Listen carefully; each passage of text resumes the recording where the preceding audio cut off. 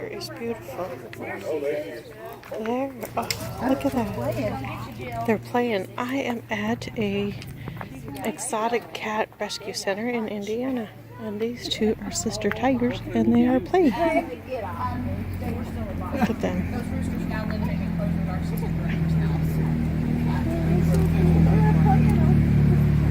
I keep zoning in and out, just trying to get a better view through the fence. The sister keeps laying down.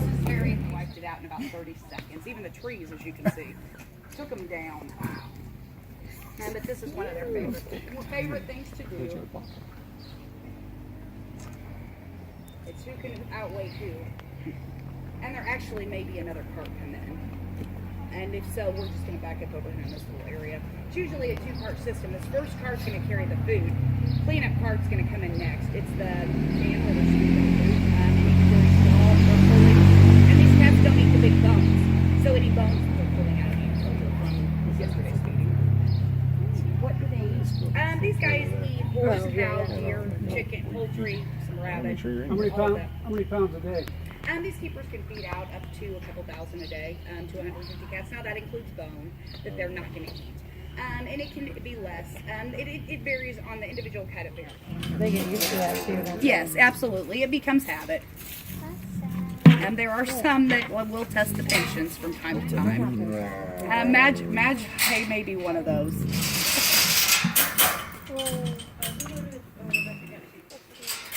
And you guys are welcome to get a look at him as we go by, and we'll come up here and get a look at her. And you can see, and whatever is left from last night, they pull today. That's a good one. Don't get too close. Don't get too close. Okay, we're gonna go over this way, Mimi. That's just for me. Once we get past it, it'll be fine. Stay with me. And there is nothing wrong. All this fiddling that she's doing, there's nothing wrong with her. This is how she talks. She's just a vocal girl. My fiance volunteers. He tells people she's a baby cow that we painted like a tiger. She's just a very talkative girl. And her name is Stripes. Stripes came from a facility in Colorado that was shut down. 115 cats lost their home. Us, along with 13 other rescues, placed all the cats, including her and her sister, who is also on tour. You may see her a little bit later. Why do they have to be separated? Because tigers, especially, they're solitary, so we don't usually get them young enough to try and put them together. If we can, we'll try. She said, hey, how's you going to take my food in there?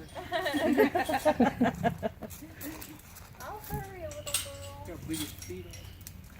We'll take it up on your tower, goofball. And you'll notice that Stripes has this tank. Like I said when we saw Lily in the water, all the tigers get a covered tank. And they hear your purr. Thank you. Aww. And mountain lions are the largest cats that can purr. That's a pretty purr you have, Susie. It's like a kitty. It's like a little kitty. And that's why technically they're the largest of the small cats. They're the biggest cat that can purr. But because she can purr, she can't roar. It's a mechanism in their throat. It's one or the other. So instead of roaring, typically mountain lions squeak or scream. She doesn't know what they did. Usually they stop here, but they're trying not to get in our way, so they went on by. So that just kind of clicked for her, I think. She's upset then. And as you can see, she's withering away. Yeah. She said, "You skipped me." She was scared for a minute, Sherry.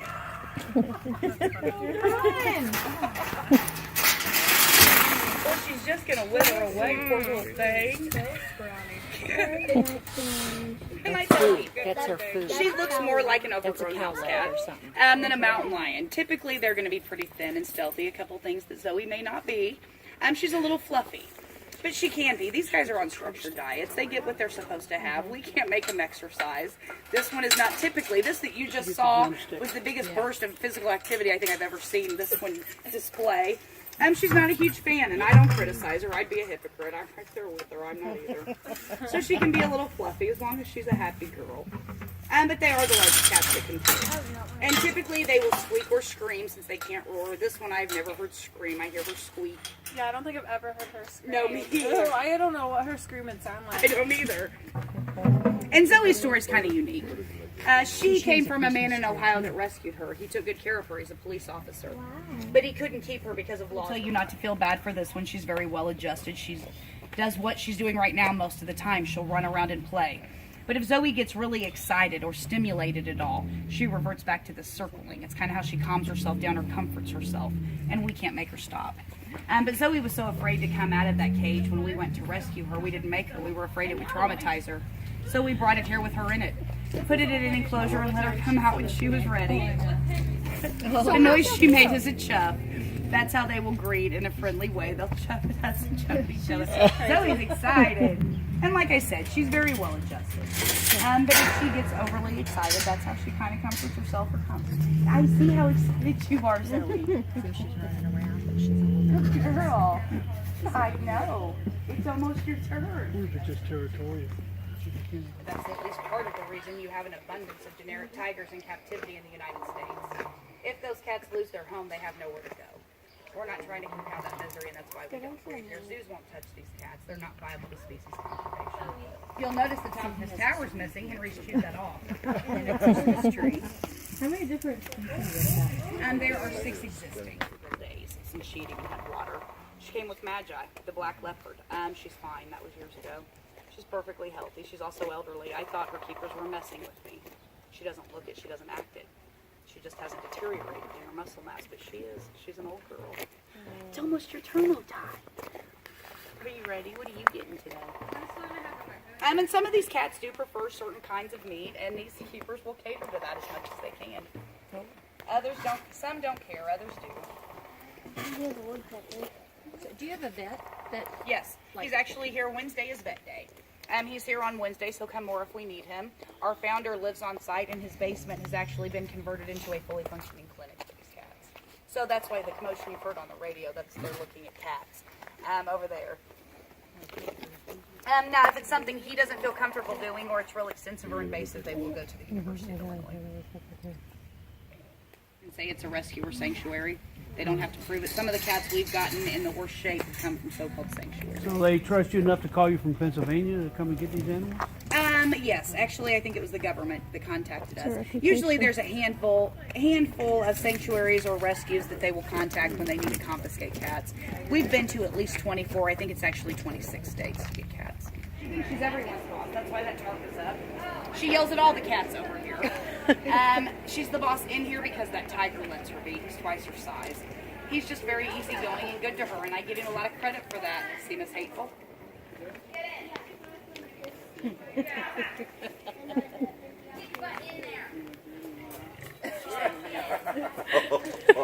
her yelling at back at her? Don't you see her yelling at her? Yeah, these girls right here may test the patience of the keepers. Wrong way. One down here, guys.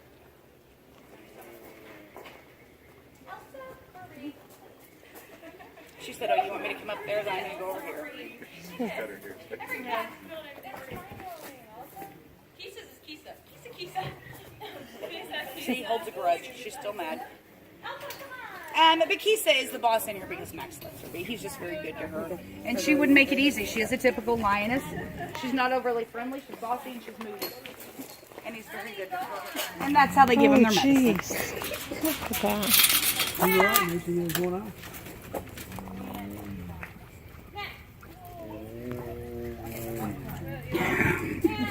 Just won't make it. There he is, right there. Holy cow, he's huge. Jake. He's yelling at her. He yelled back at her. So we're not sure what happened. She came from Colorado with stripes. She's actually stripes.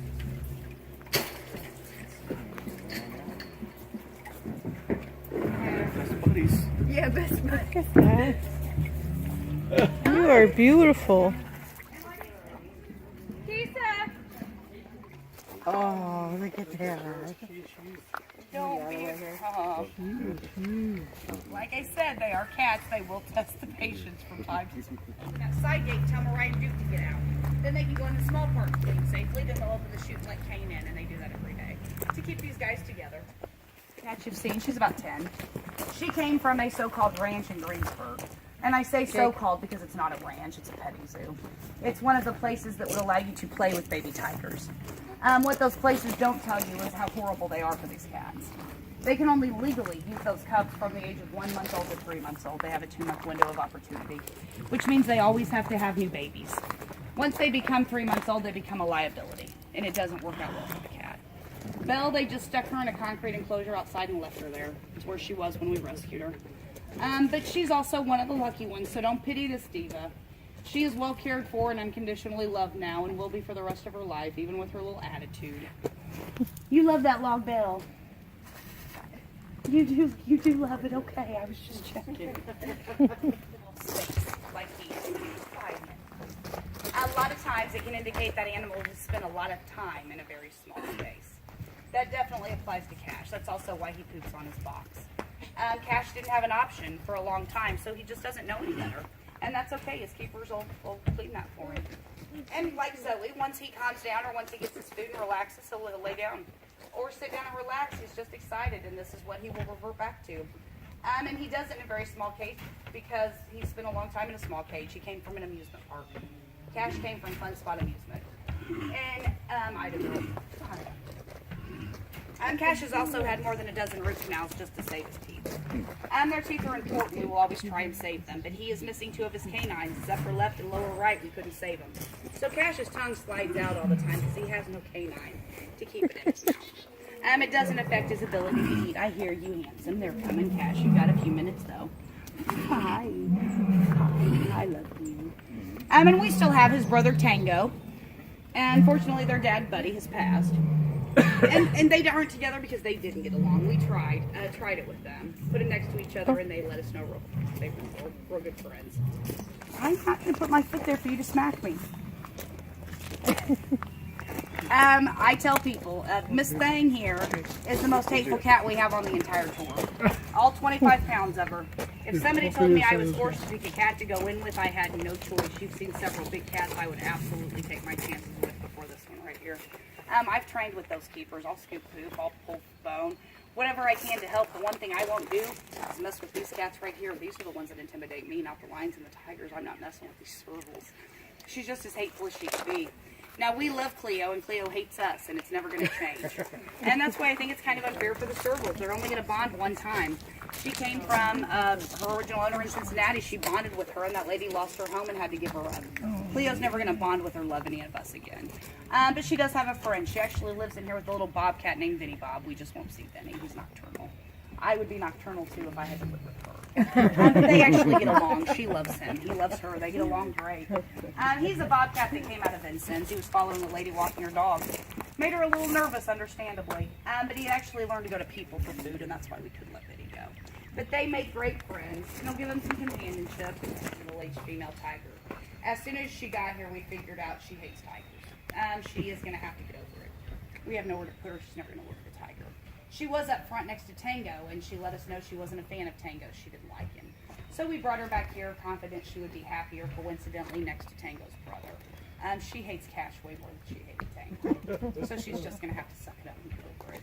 And she's doing better. She hasn't roared at him in about 8 months through that gap right there. So I think she's getting over it. I'm not convinced, but I'm hopeful.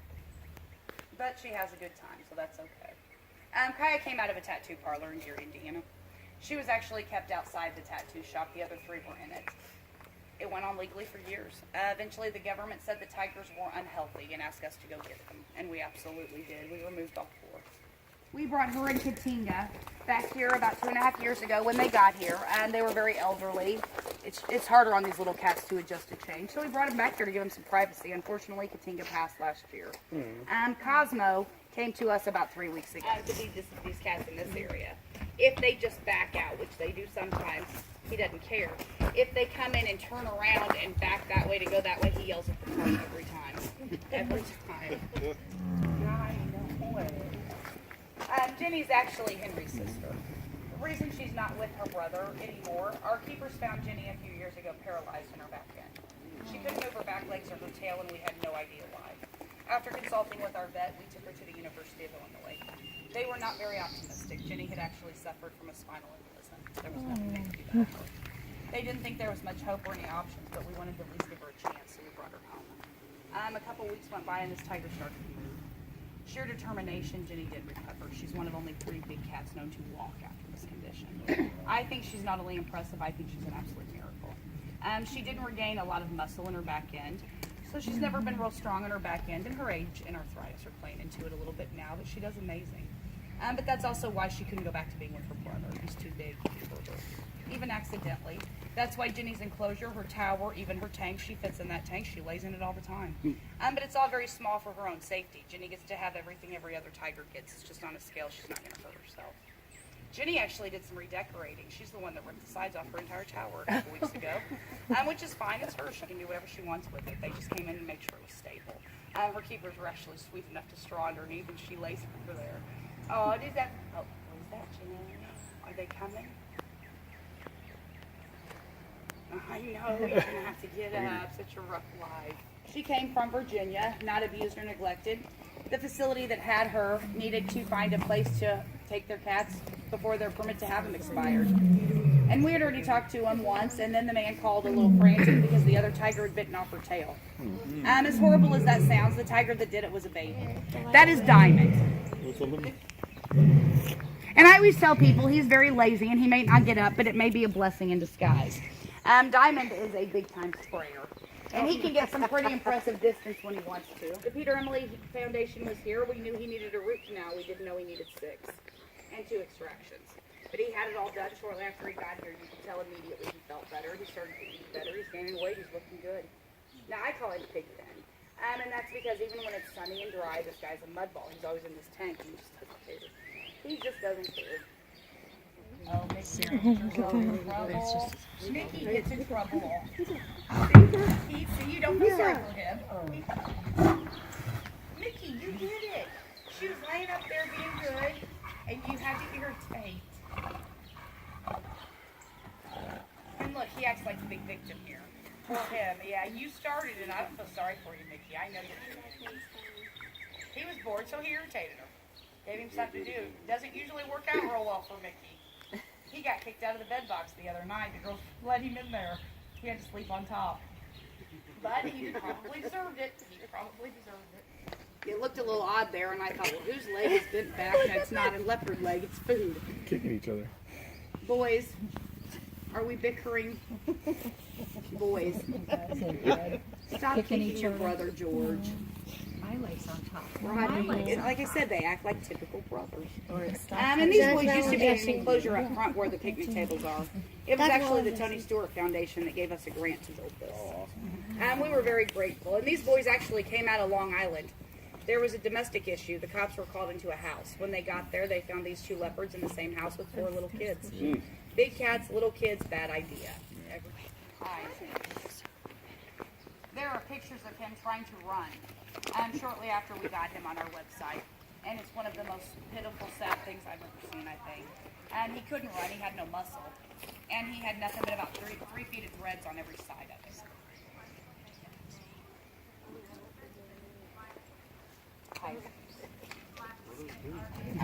Well, no wonder your brother's being hateful. That's rude. That is your brother, George. Christmas tree a couple days ago. He wouldn't let Rodney even get close to it. He was kind of hoarding it.